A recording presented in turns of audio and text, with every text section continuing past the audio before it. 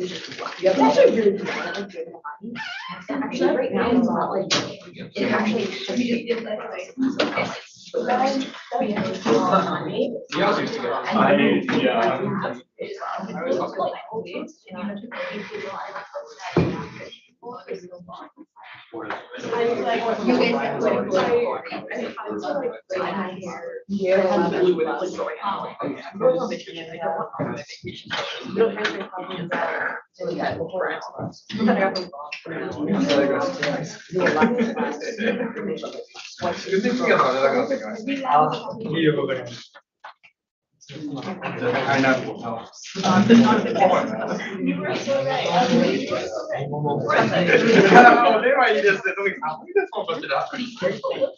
right, let's get started. I'm very excited to introduce Ittay Eyal. Ittay came all the way from Technion to visit us. And he is now assistant professor at Technion, and before that he was a postdoc at Cornell, and that's how I got to know him. And he is also associate director of ICC, which is a big center for cryptocurrency based in Cornell, Technion, and multiple universities. And Ittay is one of the pioneers who started working on blockchain research very early, and he has many famous work in the space. Like for instance, he co-authored the very famous paper on selfish mining, and this has had like enormous impact in the cryptocurrency community. And he has had also a lot of other amazing work on cryptocurrency. And he's like a thought leader, pioneer in this space. And I personally also really love Ittay's work. So I'm very excited about this talk. So, Ittay, the floor is yours. Thank you very much. I'm blushing. It's a pleasure, and thanks very much for the invitation. I wanted to talk a bit generally first about blockchain research. There's this famous saying attributed to Mark Twain that history does not repeat itself, but often it rhymes. And blockchain research has this property if you compare it to classical research on distributed systems and security and cryptography. It's not the same, but it rhymes. And when we start getting into the details, then actually the differences are stark. And they force us to go back to first principles and rethink concepts that we believe to have already understood already well. Some examples are security with incentives. Incentives are how blockchains are secured, and thinking about blockchain forces us to understand how this works exactly. In the context of performance, we can't just copy-paste techniques that we use for improving performance in classical databases, etc. Sharding, for example, has to be done in a very different way. Client-side security, our devices are good enough for securing, I guess, our mailboxes. But if you put real money on this, then our hardware and our software and our approaches are simply not ready to secure large amounts of money. As you see as you go through newspapers and hear about money being stolen. And the reason for all this differences is the decentralized nature of blockchain-based cryptocurrencies. And along with the decentralization, we also get a new problem, which is for proof of work blockchain, the significant ecological footprint, which brings us new questions that are special only for this area, which is how to get the same better level of security without wasting so much power and resources. Now, I can't cover everything. This talk will focus on two things. On security with incentives, I'll give the background and everything, and then get to new results. And at the end, I'll talk about wallet design. This is actually a new direction we've started to follow, and it has impact outside the context of blockchain, generally about authentication. but I'll get to that near the end of the talk. So first of all, a bit of background, why do we care about this at all? Blockchains allow us to run cryptocurrencies like Bitcoin or Zcash. There are many examples, and form a new type of money, a new type of currency that did not exist before. It's qualitatively different than forms of money like our cash in our wallets or gold or any others. The advantages and disadvantages, but it's different, which is already interesting. It allows for decentralized finance, really financial devices that are implemented entirely on a blockchain without third parties having control of what we do, forming derivatives and decentralized exchanges and other things that earlier were only possible if you trusted some single party to run everything. The most newsworthy, I guess, example today is NFTs, where we put we look at assets sitting on a blockchain, completely digital way, and we transact these assets. This also is only possible in the blockchain if we have a centralized service who monitors who has what digital asset, like a picture or something else. Then, well, we know the solution, but once we put it on the blockchain, we get into all those challenges. A lot of money there. You see that in the popular press. I guess I don't have to motivate this. So how does all this work? How does it become decentralized and so interesting for us? The story begins with Nakamoto, the pseudonym signing the famous Bitcoin paper. And the idea is that it forms a log of all transactions. A user wants to move money from one to the other, or perform a decentralized finance action, or move their digital asset. They have to add a transaction to the log. This is secured with the usual means of signatures. I'm not going to get into this here. The idea is that we form a log. Now, long after Nakamoto, maybe not that long, but years after Nakamoto, the qualities, the desired properties of this blockchain were formalized by Garai and Pass and the company. And this boils down to three properties really. We need consistency, meaning all the participants in the network have to agree on what the state of this log is, so who moves money to who. Growth, meaning this log should be extended at some linear rate. Very gentle, weak requirement, but that's enough. And chain quality, meaning that honest participants, the ones that are following the protocol, are going to be able to enter their transactions again at some linear rate. So far, so good? Okay. Now, we can achieve this with classical consensus easily. The users are going to send their transactions to the machines running the system, and the machines will agree on the state and the order of all transactions, and they will progress based on quorums.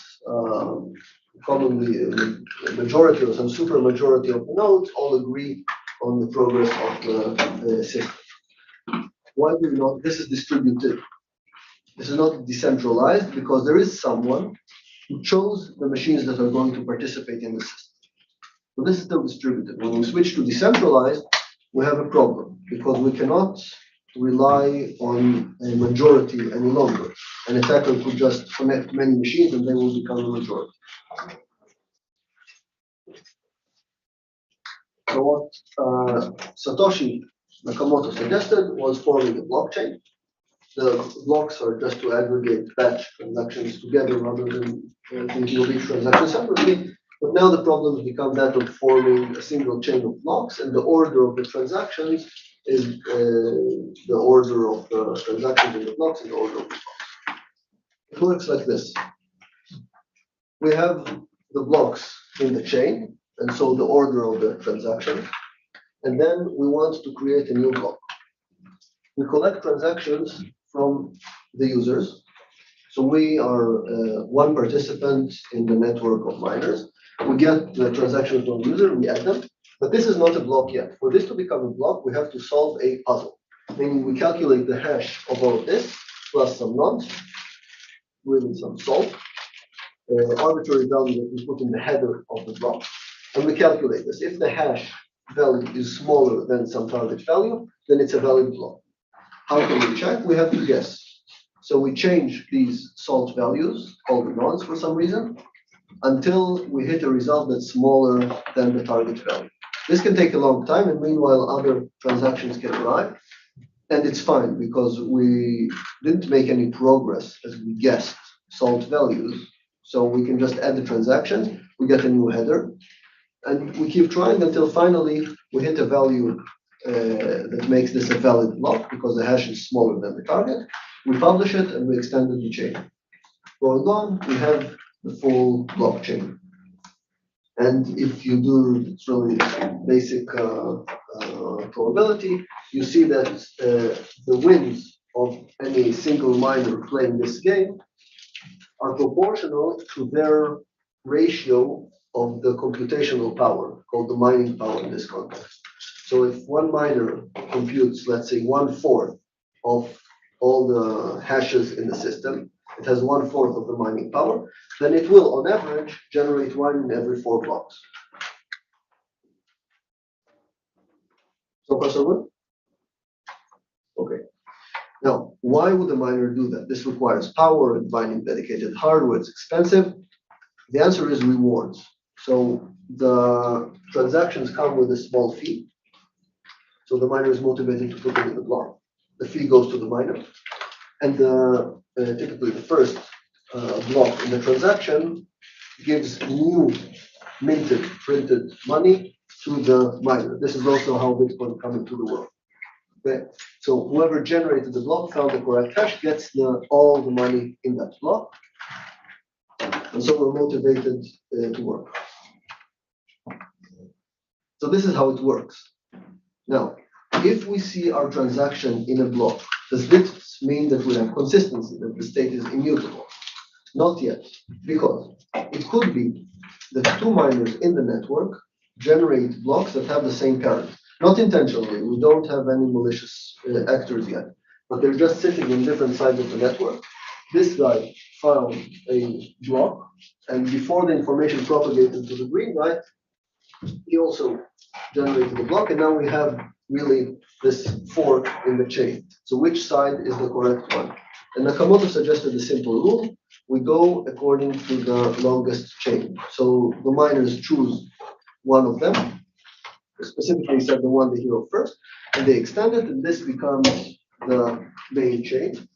And once there is a longest chain, everybody is supposed to follow the longest chain. So before it was an unstable equilibrium. Once one chain becomes longer, everyone who hears about it is going to follow that longest chain. The shortest chain is going to be ignored, forgotten. Nothing that happened here actually takes place. Not the rewards and not the transaction. The transaction that was here should be placed instead here. And the rewards are gone. And what we get here is that a minority attacker, an attacker that controls less than 50% of the mining power, cannot outrun the majority. So if we have the longest chain here, the probability for an attacker to say replace this block by trying to compete with the majority of honest players, they're unlikely to succeed. And you run the math and you find how many blocks you have to wait until you can be confident to the degree that you would like that you will not be outrun, and the transactions here are really final. We get consistency.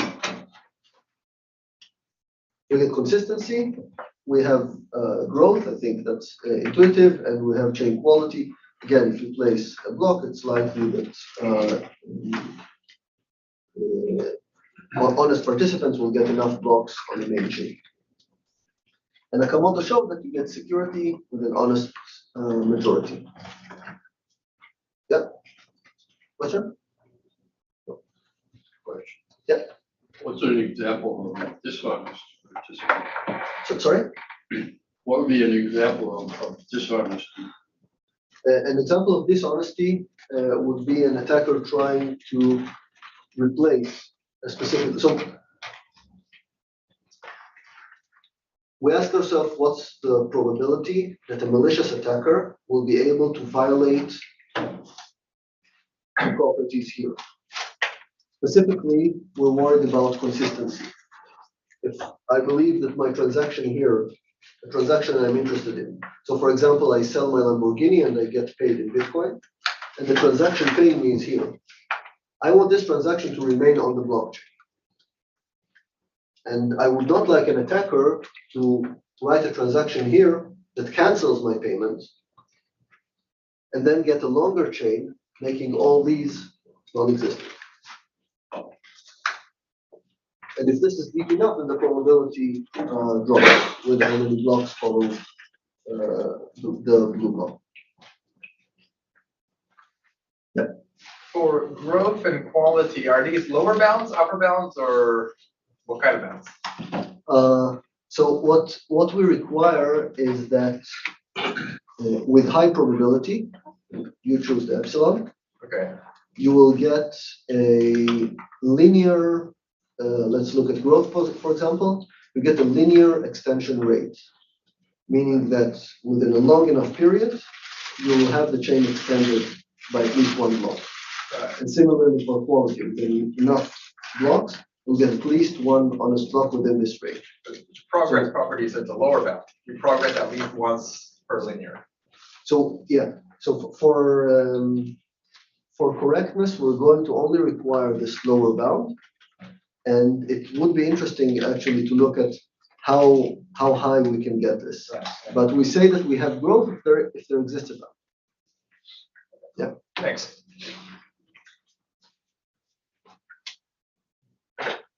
Now, this resilience is important, and there's actually still active research on understanding this resilience to a Byzantine attacker. And the situation is that what we currently know is that if the attacker is a minority, they cannot succeed. And if the attacker is the majority, then they will definitely succeed. And there are better and better ways to prove this. But we're talking about incentives here, and this is where it comes in. So this analysis is not enough. It's required, it's necessary, but it's not enough, because let's say that these are the honest miners. We don't even have a single attacker. These are all honest miners. Why would this honest miner, I mean, the size here is how much mining power they have in the system. So why would this minority honest miner actually follow the protocol? And the answer is that we want it to be a Nash equilibrium. So the best response for that single miner, assuming everybody else follows the protocol, the best this miner can do is also follow the protocol. Now, analyzing systems where we have honest participants, Byzantine participants, and altruistic participants that follow the protocol no matter what, this has been studied before. But in the context of blockchain, we have to actually first define how we think, I mean, what is the utility that we try to improve here? And what are the incentives of the participants and when the Nash equilibrium actually exists. So this is going back to 2014 and that paper that Elaine mentioned on selfish mining. So the goal of selfish mining, I will go over this very briefly. The goal of selfish mining is to get more than your fair share. The question is when not following the protocol is better than following the protocol. So we have to define first what we want, our utility. And what we used is we say that we're looking at the average number of blocks that the attacker gets over an infinite amount of time. We'll let the algorithm run. The attacker follows a different strategy than the honest one, and we see if they're better off deviating this way. And the technique is actually quite simple. The attacker generates blocks. Attacker blocks are in red, but he keeps some of them secret. Secret blocks are dashed. And there's going to be some risk for the attacker, but on average, it's going to be worthwhile. And let's see why. So here's the strategy that we suggested. You form a secret branch. If this is the end of the chain and you generate a block, you're the attacker now, then you keep it secret. If you already have an advantage of 2 secret blocks and you create another one, then you keep it secret as well. Now, the honest parties, remember the honest parties are the majority, so they are going to catch up sooner or later. When they get close to catching up, so we had an advantage of 2, the advantage dropped to just 1 block. The attacker publishes their chain. What happens now? This is the longest chain. All the well-behaved honest miners follow the longest chain. This is ignored, and we continue from here. Now I promised a risk. Where's the risk? Say the attacker generated the block, kept it secret. If the attacker published the block here, the honest parties would have followed it. I'm going to assume no network latency. We don't need it for this analysis. So this would be a win for the attacker. But we said instead that the attacker is going to keep the block secret. And now there's the risk, because the honest parties might generate a block. Not knowing about this one, we now have this fork that only the attacker is aware of. So what happens now? The strategy says that the attacker is going to publish this block. And now there are 3 possible outcomes. It could be that the honest parties extend their own block. It could be that the honest parties extend the attacker block. They can't tell the difference, which is the honest block. And it could be that the attacker extends their own block and waits. They publish immediately, and that's it. Now, the probability of these 2 depends on the network properties. I don't want to get into this here, but the result is going to look like this. Some attacker blocks are going to remain off-chain. Some honest, or many honest blocks are going to remain off-chain. Now, why is this better for the attacker? Why might this be better for the attacker? Because for the blockchain to operate properly, it automatically tunes the difficulty of generating new blocks. Right, I mentioned earlier, we have a target value for the puzzle, for the hash calculation, and this target value changes so that the interval between blocks remains constant. In Ethereum, when it was still proof of work, it was about 12 seconds. In Bitcoin, it was 10 minutes. The concept is the same, it does not matter. The interval remains constant. Why? Because if we have new participants joining the network, we want to keep the inflation rate constant. There are also security reasons. So we need to keep this interval constant. But here, we get a change because of the attack. The attack means that a lot of blocks are going to end up off the main chain. And so the algorithm is going to automatically tune the difficulty only according to the blocks on the main chain, on this chain. The others are ignored, they're not part of the protocol. So what we care about, like I said before, is the ratio of attacker blocks on the main chain. Does this make sense? This is a bit counterintuitive, but if you understand this, you're already ahead of many people, even in the area. If something doesn't make sense, please ask. Yeah. So it seems like it requires a pretty substantial portion of the total mining power. Do you have an idea for like the advantage over doing this versus honest mining as a function of your mining power? Yes. Give me 2 slides. Sounds good. Sorry, a bit more. I'll show you how we get there, and then I'll show you the slides because it will be important for later. So this is what I just told you in formula form. How we analyze this to answer the question. So we look at this as a Markov chain, where the states of the chain are the advantage. So an advantage of 2, we don't care if it's this one or this one. With an advantage of 3, we don't care about the actual number of blocks, but just the difference. And 1 is this situation only, right? The only way we can reach an advantage with 1 is this. Otherwise, we would have published. And there is a 0 prime, which is this situation, right? The race. And then the transitions are based on the attacker size and the rest of the miner size. So the attacker size is going to be alpha. With probability alpha, we increase the advantages. With probability 1 minus alpha, with frequency 1 minus alpha, we go left. And from the race condition situation with state, we always reach back to no attack, but it can be in 3 different ways. I'm not going to take you through the analysis, but we can calculate the probability to be in each of the states.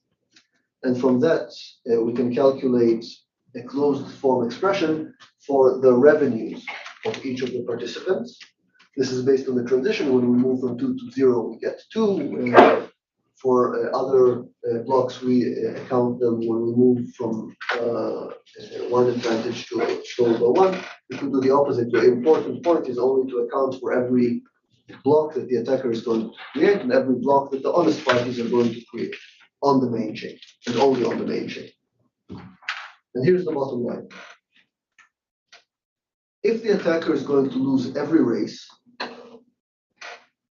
then the threshold for an attacker is going to be 1/3. Not a majority, but if any participant has over 1/3 of the mining power, they are better off following this strategy than following the honest strategy. If we have a very strong adversary with good presence in the network, a Russian adversary, then they're going to win every race. And so they never take a risk, and so any size attacker is going to win. And finally, there is a change. We actually suggested that to the Bitcoin development team at the time, and they didn't accept it, but the Ethereum guys did, which is when there is a fork, don't follow the chain you heard of first, because this gives an advantage to a strong adversary. We choose uniformly at random, and then we get a threshold for the attacker of 1/4. 75% of the miners have to be honest for this to work. So this is a specific attack. We only showed that it's sometimes better off for the attacker to attack, but we don't know the actual threshold. Perhaps there is an even worse attack that takes this below 1/3, right? We're supposed to say this with this slide. So this is the question of optimal selfish mining. And this was done by Sapirstein, Sompolinsky, and Zohar. What they did is they looked at the problem as that of a Markov decision process. Okay? So the state is going to be the length of the chain difference plus 1 bit, not a bit more, but actually a single bit. And the actions, the possible actions for the rational player are going to be to adopt the longest chain or to abandon the wrong chain, etc. But they had a problem, which was that solvers for MDPs, for Markov decision processes, need the utility to be linear. But the utility is not linear, right? We saw it's a ratio between the attacker's block or the rational player's block on the main chain and the total number of blocks on the main chain. So what they did is they actually replaced the Markov chain, the utility they actually needed, with a linear expression, with a parameter. And they solve a series of MDPs, changing the parameter until they reach a point where the solution of the linear utility MDP matches the solution of the problem at hand. And this is how, and this actually reduces the bound a little bit from 1/3 or 1/4, depending on the scenario.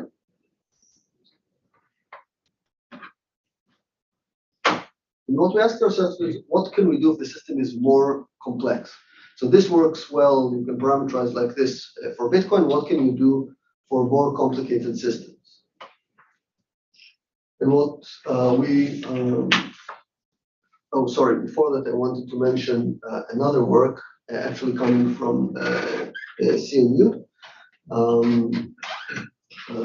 Julia Fanti and company, which suggested to solve more complicated systems using reinforcement learning. Do you have any of the authors here? I don't. Very nice. So I'm presenting your work to you. Oh. So, what they did here is that they attacked the same problem with an MDP. So now you can explore a much larger design space, more states, more actions. by solving and having the deep RL do as good as it can. And this allowed them to do things like analyze the behavior with multiple agents competing, multiple rational agents. So far, we only thought about a single agent and best response where everybody else followed the protocol.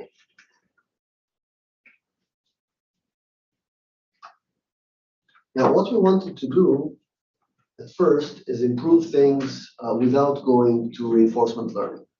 And for that, we introduced the idea of probabilistic termination.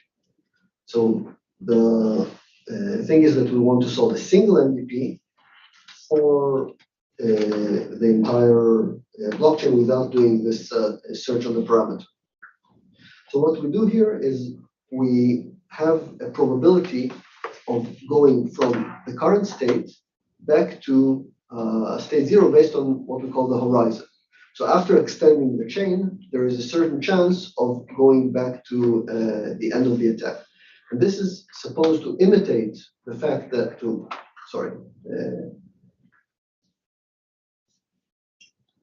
implement the fact that when we add a block on the main chain, it implies a progress in time because this is how the difficulty is tuned. But if a block ends off the main chain, it does not advance time. Okay, so the probability of resetting depends on whether the actual main chain has advanced. And the longer the lower the probabilities for this horizon, the more complicated the analysis is going to be in terms of computation, but the more accurate the result is going to be. For Bitcoin, we confirmed the classically known results. For Ethereum, we're able to find for the first time a lower bound for security for selfish mining attack. It's not the same protocol; it's a new one. Reducing the bound from 0.26 to 0.247. Now, with this tool, we're able to go back to the idea of using deep reinforcement learning. We use different mechanisms here. Again, in the interest of time, I'm only going to skim over this. What we did is we looked at the question of varying rewards. Previous work focused mostly on constant rewards, right? What I said so far is that each block has a reward and we want as many blocks as possible. But I forgot about the fees, right? The blocks contain the fees from the participants. And if we assume that all the blocks contain the same amount of fees, the analysis is the same. But what if someone places a huge fee in a block? That changes the incentives. Right? Suddenly, maybe it's worthwhile to put a lot more effort on this block, maybe take more risk. And it turns out the answer is yes. Now, the state becomes a lot more complicated now. We can't just look at the advantage in terms of chain length because each block has different transactions in it, different fees in it. So we actually have to maintain all that state or as much as necessary. And the actions are also more elaborate. I might be willing to give up some of my advantage, but not all of it, because it contains some blocks that have that are more important than others. So the analysis is different. Only going to look at this. This is a graph showing the estimated security threshold for Bitcoin using statistics from active cryptocurrencies on how frequent it is to have blocks with spike, a lot of fees. And as time goes, specifically with Bitcoin, the base reward, the minted amount, drops over time. So this means that the difference between blocks with regular fees and blocks with so-called whale transactions with large fees becomes more significant, and so threshold drops. So this actually showed for the first time that the security depends not only on the value of the rewards, but also on the variance of the reward. I have a question. How does this work compare with this paper by Aaron Narayan and Matthew Weinberg? Right? They have some paper that analyzes how the fee, the transaction fee, exacerbates the selfish mining attack. Some paper several years ago. The paper on yes. So they analyzed this, I don't They remember. analyze some game where the fee is not a, I mean, the Yeah, block yeah, reward is when- not a constant. Let's say the block reward is dwindling and then they say, oh, the fee is now. The fee becomes important, so they did a few things there. One of them was say that, so if the base reward drops to 0, then all the reward is from fees, then maybe I don't even want to mine right after a block is generated because there are no fees available. And so right after a block is generated, nobody is going to mine for a while, and then they will start mining.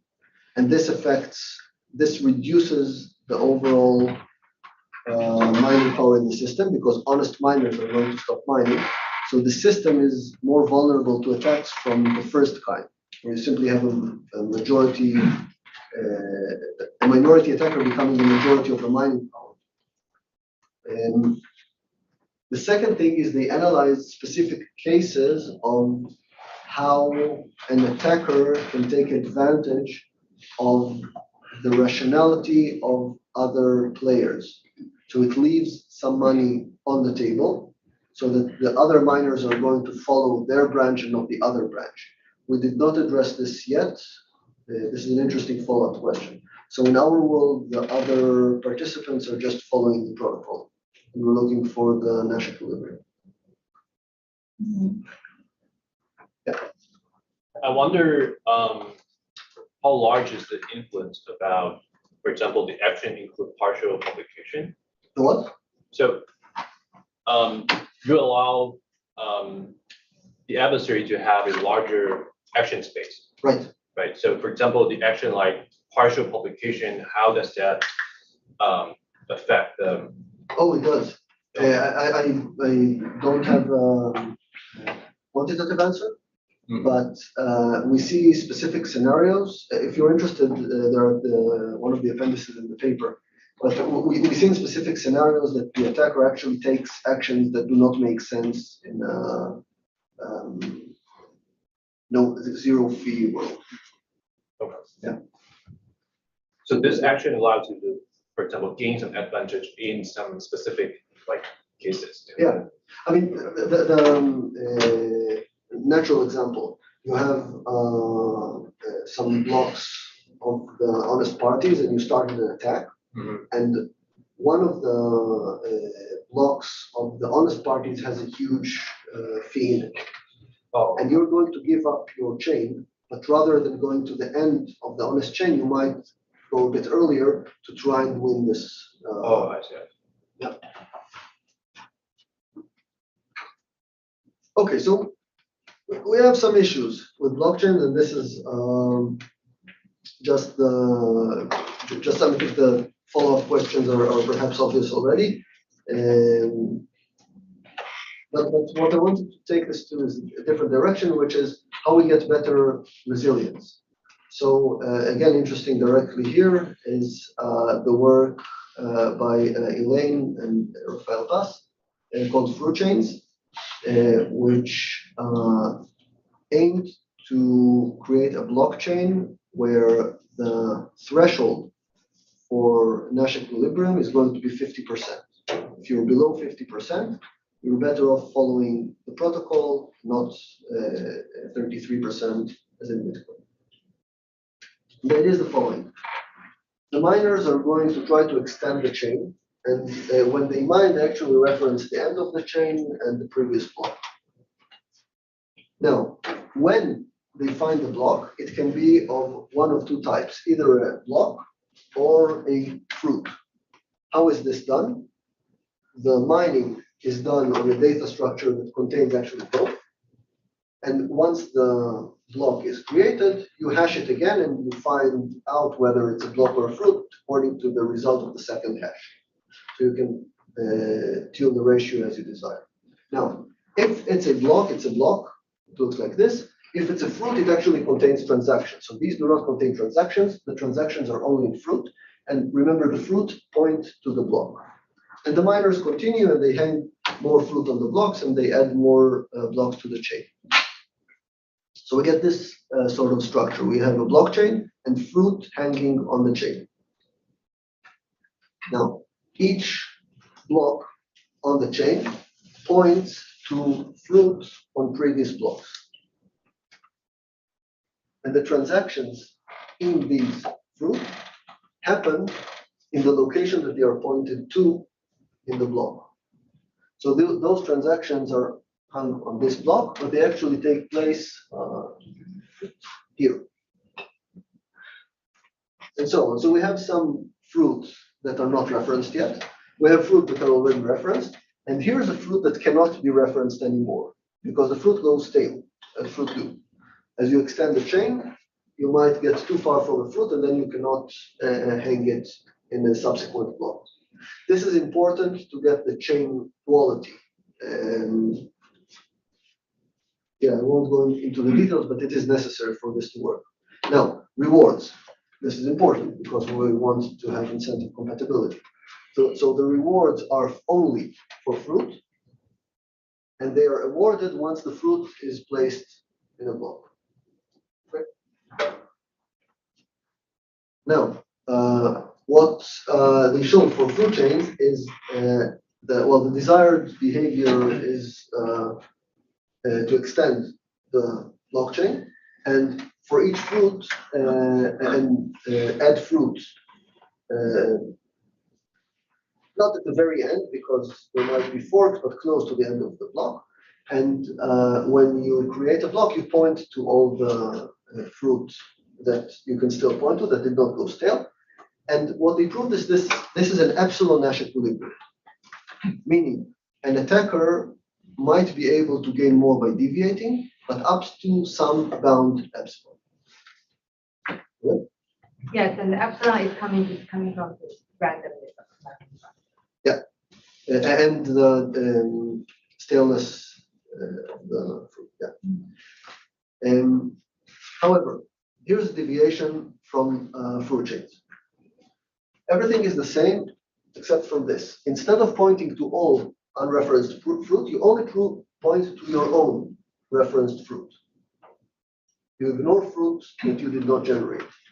Now, this deviation is not going to give you more than epsilon. This is proven, but you take no risk. So you might as well do it. Okay? So we argue that we're looking for a stronger solution concept than epsilon Nash equilibrium. And you can always give like some nominal reward for including more because it gets absorbed by the epsilon.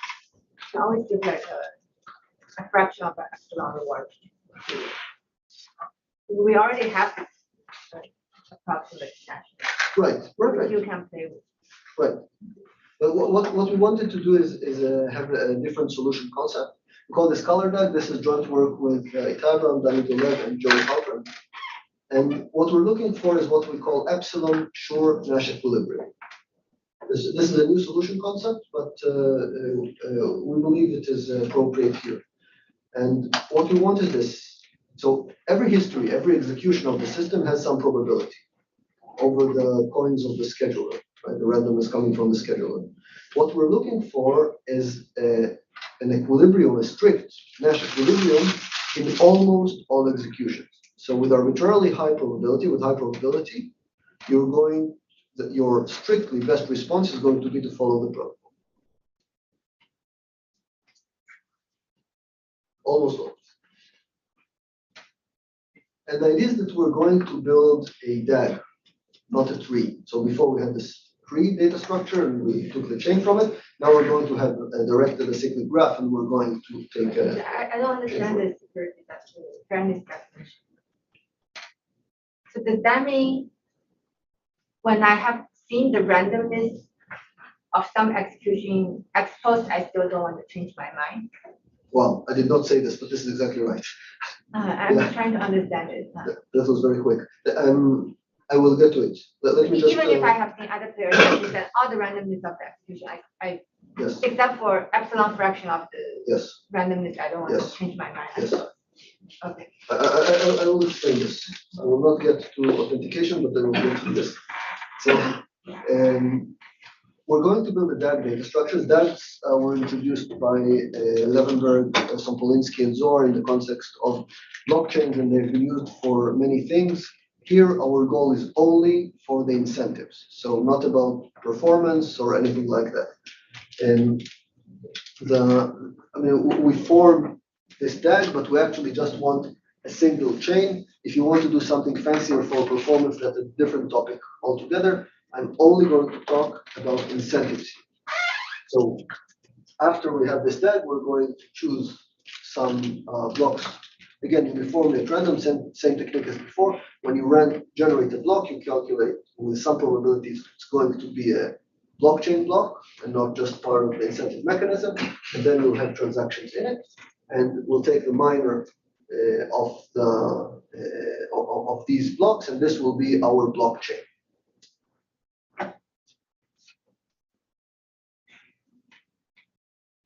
So the desired behavior is going to be for correct nodes to try to generate a block that points to all leaves of the DAG and publish it immediately. This is what we want them to do, and then we will get the chain that we desire. So what's the difference between yellow and gray block? So the transactions are in the yellow blocks, and that's what we're trying to achieve here, the single chain of blocks for the transactions. The others don't matter for the blockchain, they're only for the incentive. So there are some blocks that are special that contain transactions that others don't. Yeah.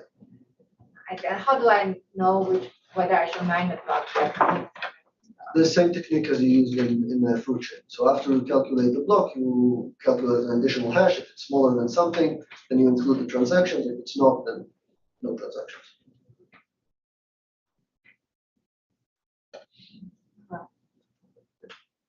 I see.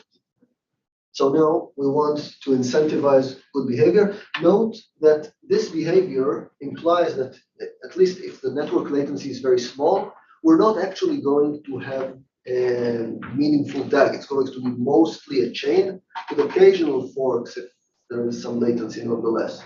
So we're not aiming to form something wide. So we're going to use three techniques to achieve what we need. The first one is coloring, hence the name color DAG. So like we have these blocks for transactions, we're actually going to color all blocks. So each block is going to have a color. Here we have blue, red, and yellow. And after when we look at the DAG, we take out the miners for each of these colors separately. So we have a miner for blue, for red, and for yellow. The technique is simple. All the, let's say, blue blocks belong to the blue DAG, and there is a vertex between two blue blocks. If in the DAG there is a path between them, and there is no path between them that contains blue blocks.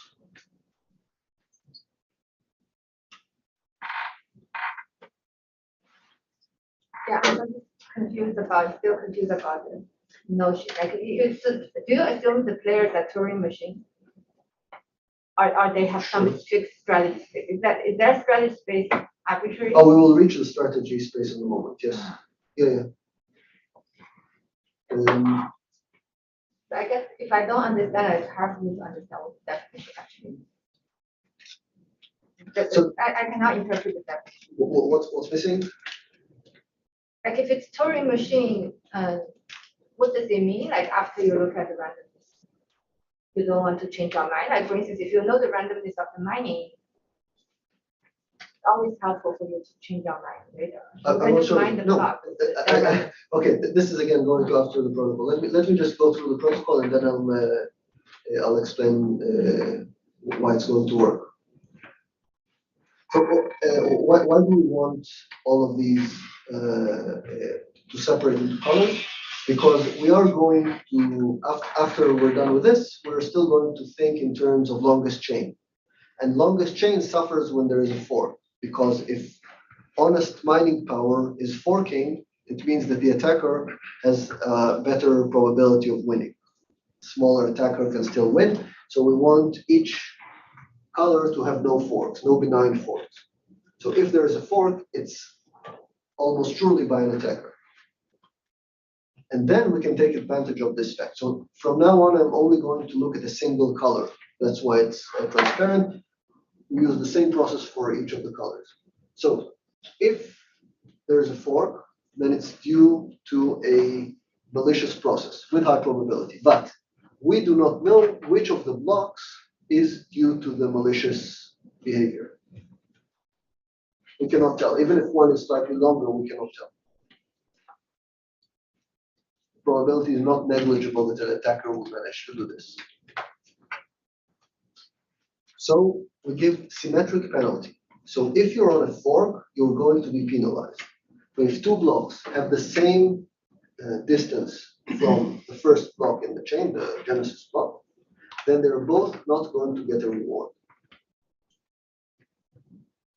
Now, intuitively, this is great because there's no motivation to attack because you will not get a reward. But this is not how we define the utility, right? The utility is actually the ratio of your blocks on the main chain. Actually, your ratio of your ratio of the total reward given by the system. Now, if we're looking at a minority attacker, a symmetric penalty, this is just algebra. A symmetric penalty is worse for the minority than everyone getting the reward. So if the attacker did this intentionally and caused a symmetric penalty, they suffer more. Their utility is going to be smaller. In real terms, the number of cryptocurrency tokens they have at the end of the month is going to be smaller. But now we have a new problem. Do you see it? Now I can come and create a fork 2 weeks ago, and then the reward from 2 weeks ago should be voided. But it's from 2 weeks ago. It was already used, right? We cannot delay this forever. So for this, we define unacceptable blocks. If we have a block that is very badly connected to the main chain, it's connected very far, then we're going to know for sure, well, with very high probability, that it's due to misbehavior. Not going to go through the details in the interest of time, but in that case, we just ignore this block. So this block, not only is not going to get a reward, but it's also not going to cause any harm to its counterpart.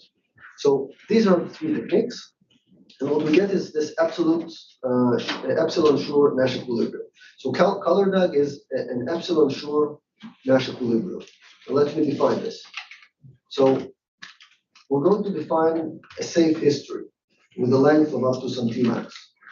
The safe history is going to have three properties. First, the majority of blocks generated in any subinterval, long enough subinterval, is going to be honest. Second, there are going to be very few forks in a single color. And third, each color is going to be extended frequently enough.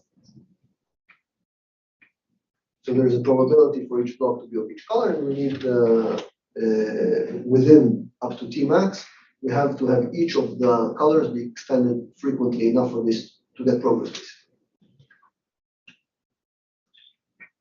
And here's the proposition. For all epsilon, positive epsilon, there are parameters for the algorithm such that the probability for a safe history is at least 1 minus epsilon.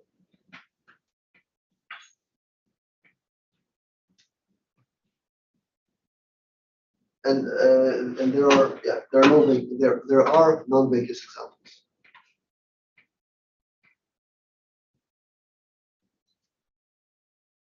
Okay, so with high probability, we get an execution where this happens.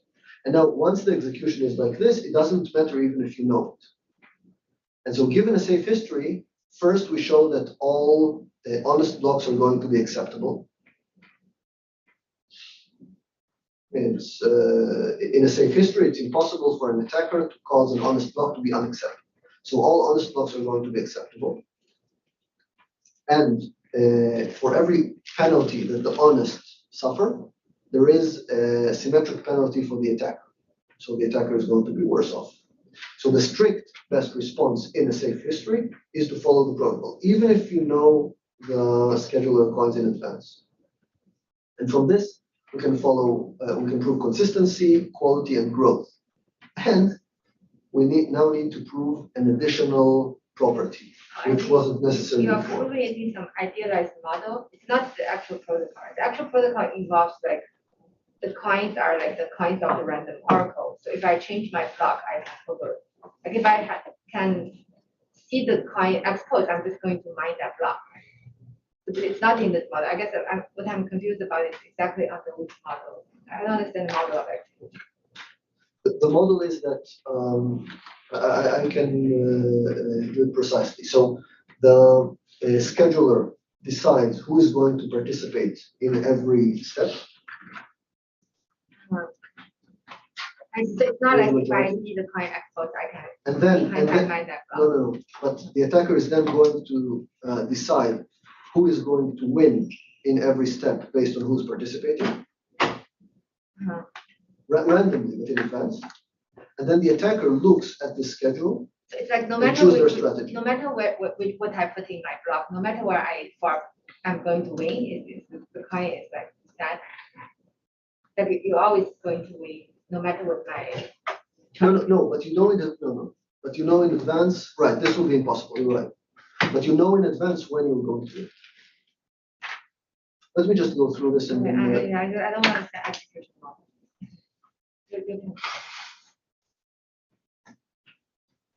I'm not sure what you're missing.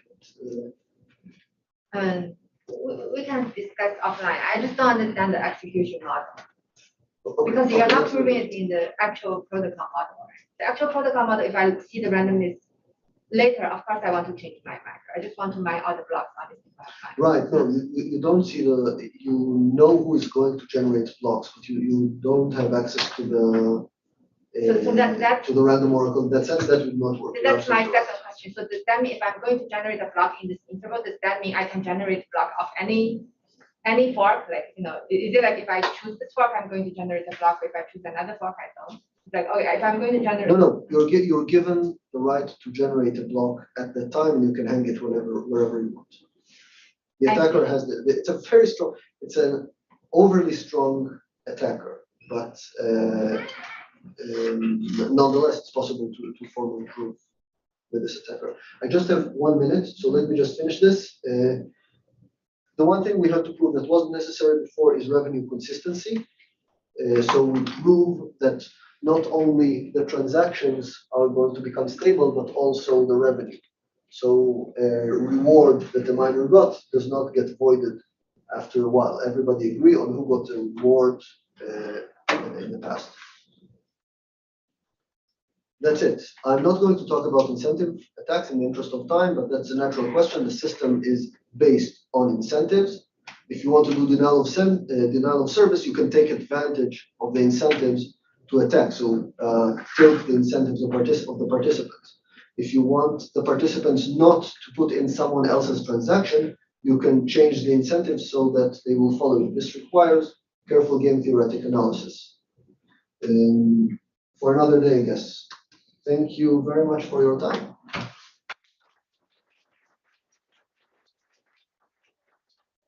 Epsilon fraction of the execution treated. When is the bad event that will cause the block property to fail? That's how I understand. You said that 1 minus epsilon. Right. If so, there is always a chance. I think we're out of time, so I will answer questions. But yeah. Yes. Any questions from?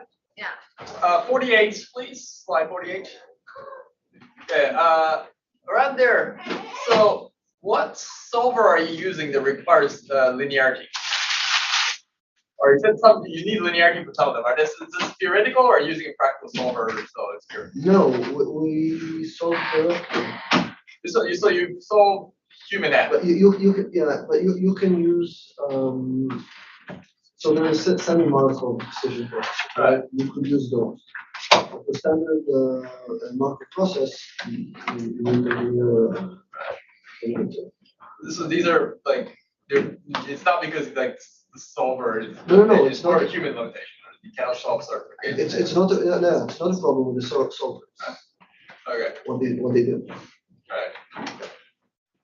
So these are, so do you use a solver or is it a human hand thing?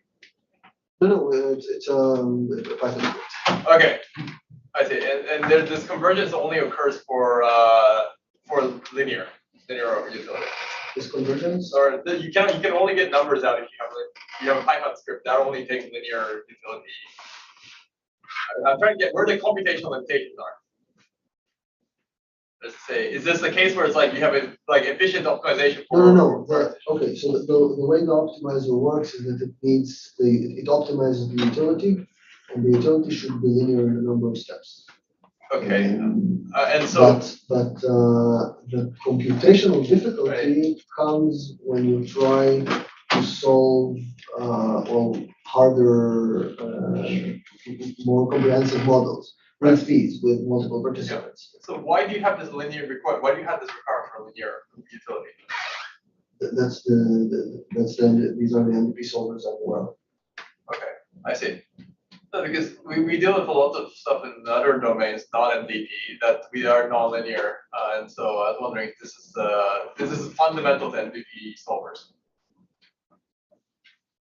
I don't know. I'll be glad to hear more offline. And I'm not sure what exactly you're referring Yeah, to. it's like ethereal for all autonomous systems, right? So those things handle like sines and cosines and exponentials pretty well. So yeah, all right, sure. Okay. Thanks. So what's the difference between Bitcoin and Ethereum? Between? Bitcoin and Ethereum. The question was what the difference between Bitcoin and Ethereum. Bitcoin only rewards blocks on the main chain, and Ethereum also rewards some blocks off the main chain. And this changes the incentive analysis completely. It makes When does Ethereum give rewards on side chain? In